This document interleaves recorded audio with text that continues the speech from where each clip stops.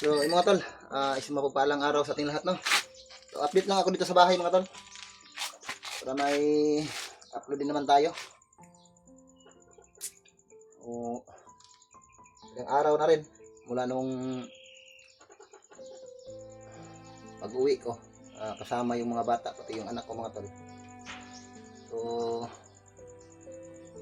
may nagtataka siguro kung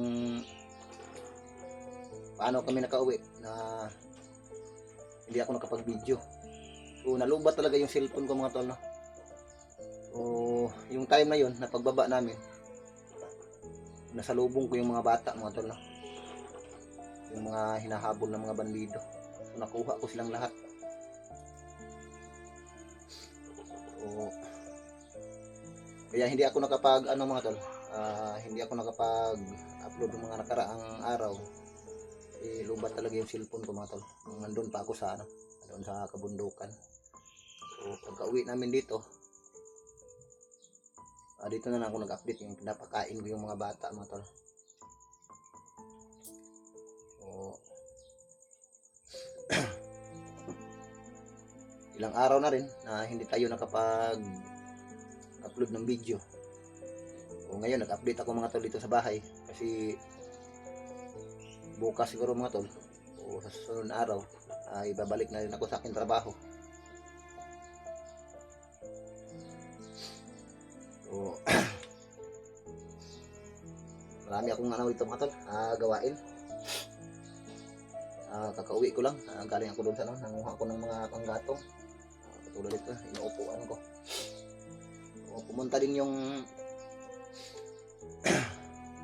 kaibigan ko dito.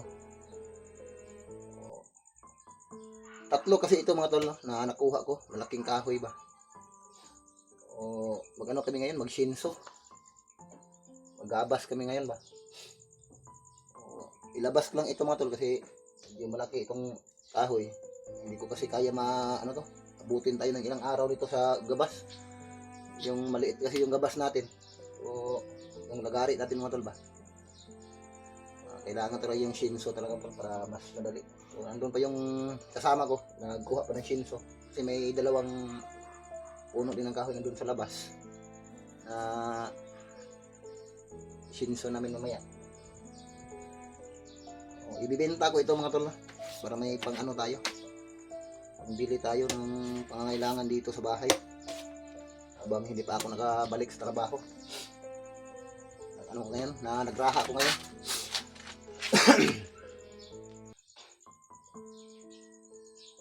So, hindi ko pa alam, mga tol, kung ano na yung mga balita doon sa mga kasama ko, mga tol, kasi medyo busy tayo, mga tol, sa pangangailangan sa ating pamilya. Kailangan talaga natin maghanap buhay, no? So, iwan ko lang kung naka-upload na yung mga kasama ko sa kabundukan. Marami pa kasi silang mga dapat gawin doon. So sa ngayon, paumanhin muna, hindi muna ako makakasabay sa kanila.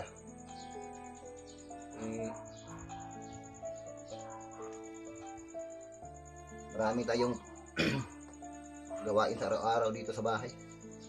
Pagka nasa trabaho tayo, yung asawa lang natin yung naiiwan dito. Kanya lahat yung trabaho dito kapag wala ako, mga tol. Kaya habang narito ako, kailangan ko munang maghanda ng mga panggatong dito. Kung kaso magluto yung asawa ko ay hindi na maubusan ba. Mahal kasi yung dito, mga tol, yung butin dito. Pati yung mga kahoy dito kapag binibinta na yung mga panggatong, mahal na rin. Kaya habang narito ako, mga tol, so nagkuha ako ng marami ito. Kuha ko. So yun, kailangan ko munang ilabas ito, mga tol. Baka darating yung kasama ko ba magdala ng shinso. Hindi pwede mag-shinso dito sa loob. Maingay. Doon yung dalawa kong kambal natutulog. Tapos yung usok ng shinso baka papasok sa loob ba. Naman yung anak natin. So yan, mga tol. Ilabas ko muna ito sandali. Para may tayo mamaya pa. Grabe. Sobrang bigat.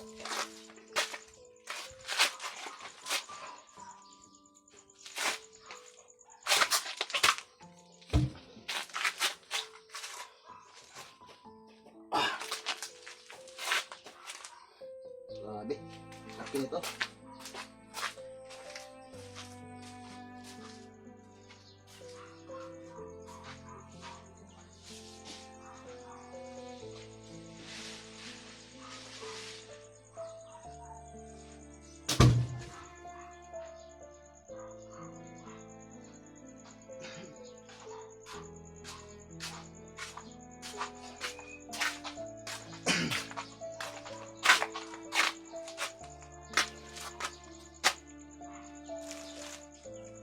Oh.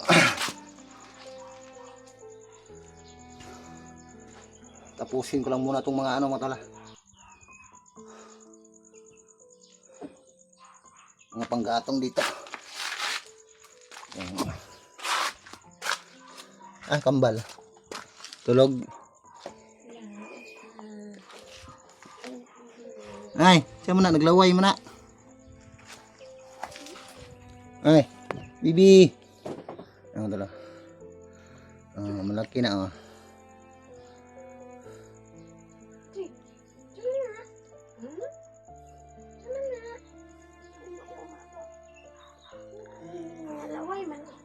Jiros. Jiljil.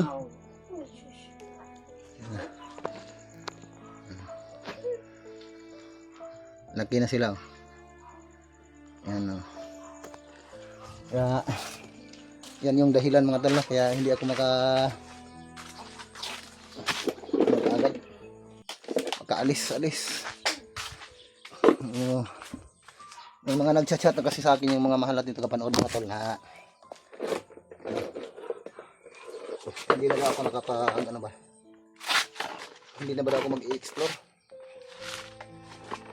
So, gusto ko sana, mga tol, na para matulungan din yung mga kasamahan ko doon, pero kaso lang kailangan natin yung pamilya natin dito ba. Wala namang maiiwan sa kanila. Maraming mga gawain dito sa bahay ba. Kailangan talaga na dito tayo.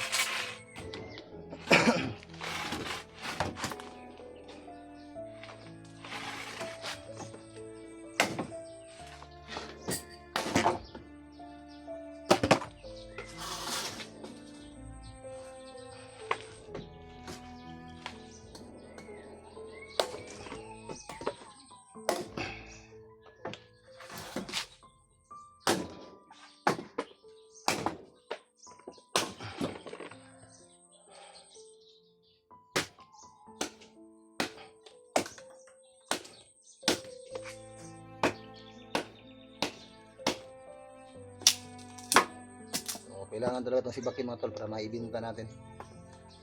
Marami din namang mga bumibili dito.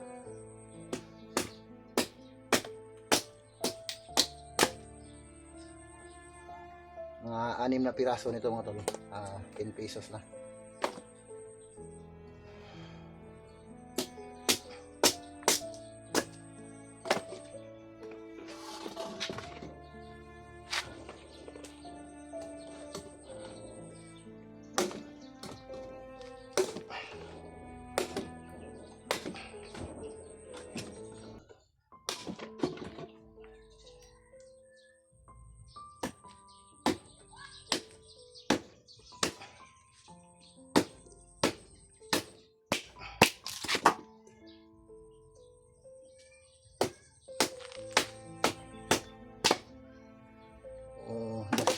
Maganda kasi, mga tol, kapag nandito ako parati sa bahay, mga tol.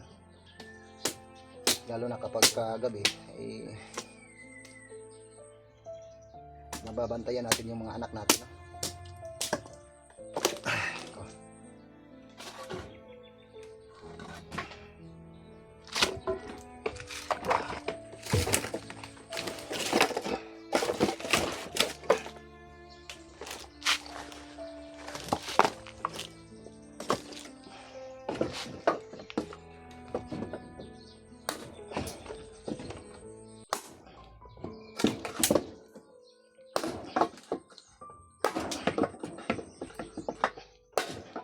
Grabe, tigas ito.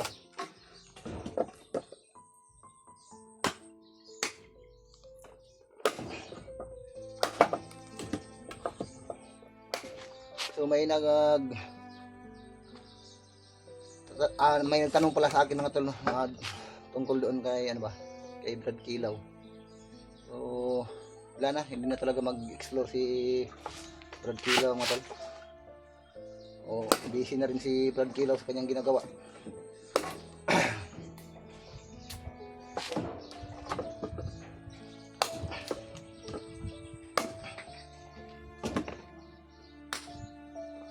Hindi naman natin mapipilit yung tao kapag ayaw na niyang mag-explore mga tol, kasi ay kanya-kanya man tayong pangangailangan at diskarte sa buhay.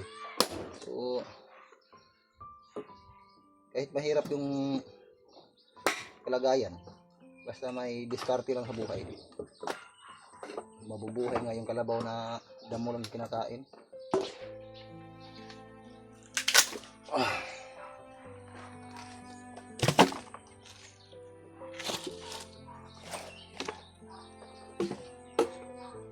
Ang dami ko ng mga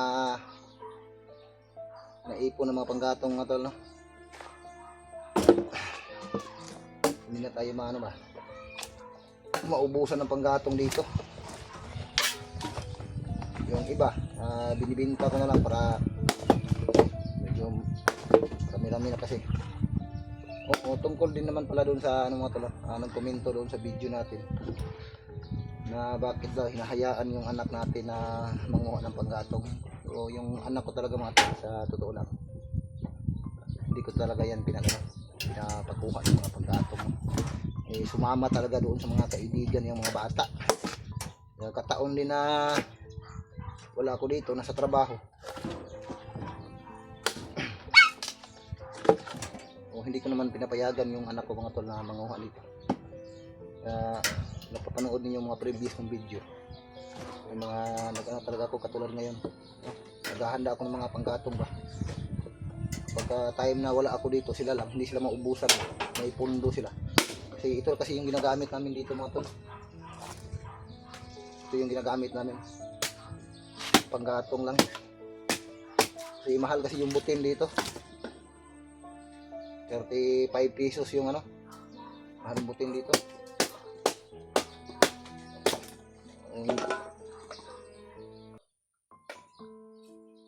May nag-ano din sa akin na, idol, mag-ano ka, magbili ka na ng gasol, sabi niya sa akin ba sa chat ba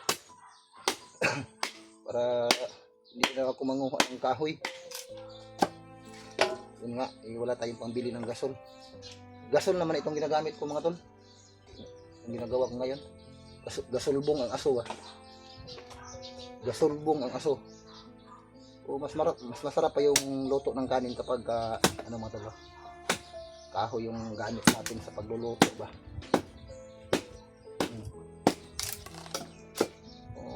Yun, nagtatanong sa akin bakit hindi daw ako bumili ng ano, gasol, yung shilin ba.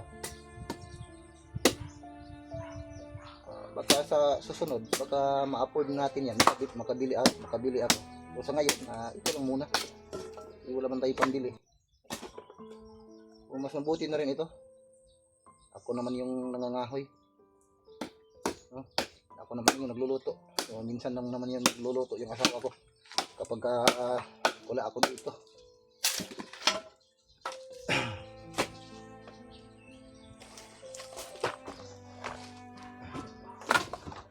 So okay din naman yung gasol mga tol kapag nagmamadali tayo. Pero yun nga lang, wala pa tayo pambili, no? Baka sa susunod wala rin tayo, makabili tayo niyan. So nga ngayon ito lang muna. So, kung anong meron sa akin ano naman, enough naman sa akin yan. So, kapag karoon tayo ng ano, sino namang hindi gusto nun ng gasol. May pagbili lang tayo, matagal lang bumili nun. Mas maganda kasi yun kapag nagmamadali ka,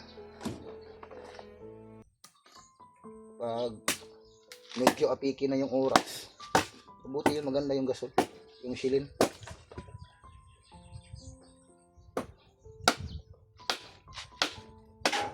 So mas makatipid tayo kapag ito yung gamit natin, no? Kapag sobrang dami na yung sibak natin na kahoy, marami tayong pundo, maibenta pa natin yung iba. may mga kapitbahay kasi dito na kapag makita nila ibilad ko ito sa araw dito sa labas, may mga nagtatanong kung binibinta ko ba daw. Bintahan ko para may ano naman tayo magagamit.